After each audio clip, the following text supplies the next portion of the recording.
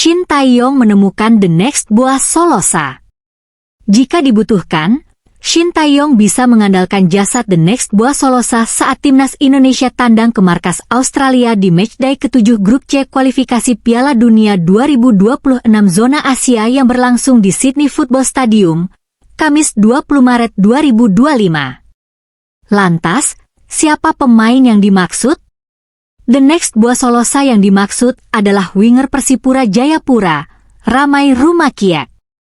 1. Bukan orang baru bagi Shin Tae-yong. Ramai Rumakiek bukanlah orang baru bagi Shin Tae-yong.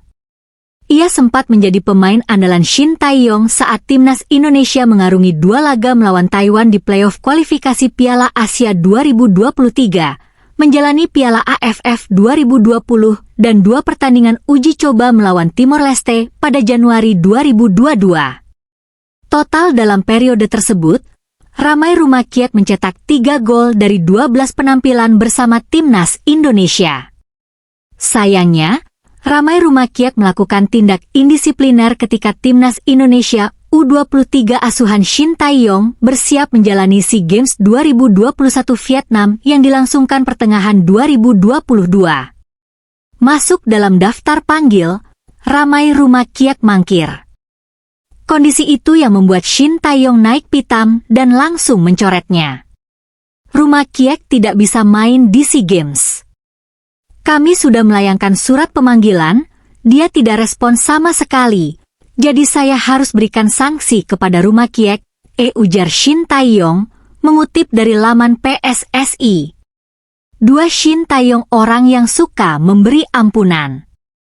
Tercatat ada 2 pemain yang diberi ampunan oleh Shin Tae-yong meski melakukan tindakan indisipliner. Mereka ialah Serdi Epifano dan Elkan Bagot. Serdi Epifano sempat terlambat latihan sehingga dicoret saat timnas Indonesia U19 hendak pemusatan latihan di Korea Selatan. Namun, ketika timnas Indonesia U19 melakukan TC lanjutan, Serdi Epifano kembali dipanggil.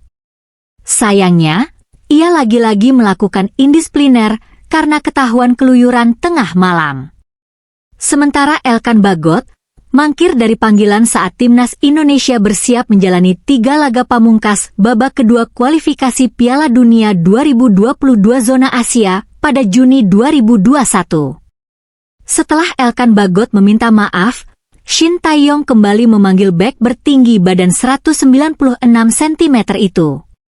Elkan Bagot pun telah mencatatkan 22 caps bersama timnas Indonesia dari 2021 hingga 2024. Namun, seperti Serdi Epifano, Elkan Bagot lagi-lagi berulah karena menolak dipanggil saat timnas Indonesia U23 bersiap menghadapi Guinea U23 di playoff Olimpiade Paris 2024.